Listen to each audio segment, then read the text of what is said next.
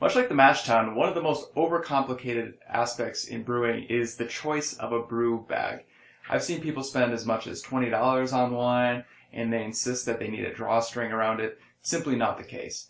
If we look at the function of the bag, then it makes it easier to figure out what kind of material we need to use for our bag. So let's go ahead and talk about why you have the bag in the first place. Well, the function of the bag is quite simple. You put it in your pot, you put grains and water in it, and you conduct a mash. Then you lift the bag up, discard the grains, and you still have the wort left over. So with that said, because it's in a mash condition, your bag needs to be able to withstand 160 degrees F or 70 degrees C. That's qualification number one. Number two, it needs to fit the entire size of the pot, so it needs to line it. It can't be kind of like a partial thing just hanging out. And number three, it should be cheap. There's that.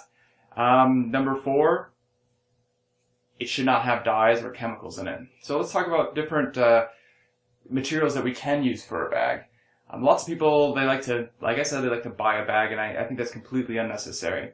Otherwise, you can make your own bag. So for this is a piece of muslin that I use, and I use this on my double batch system. And it's about 1.5 meters wide as 1 meter long. It's nothing special. I've had it for 4 years, as you can see. It's seen a couple beers in its day.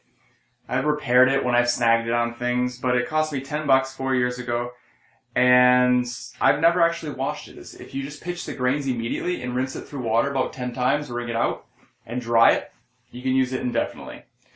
So there's that. A lot of people use laundry bags that they can find at the dollar store, and that's cool too. But what I want to talk about today is the lowly t-shirt. And choose white.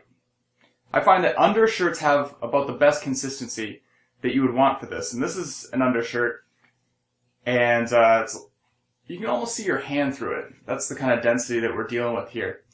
So this is cotton. It does satisfy the heat requirements. This shirt, unfortunately, was a little bit small, so I'd ask a buddy of mine that is a little bit bigger, and he donated a shirt. This is a little bit thicker. I can't see my hand through it, but it's going to serve the function of separating the grains from the wort.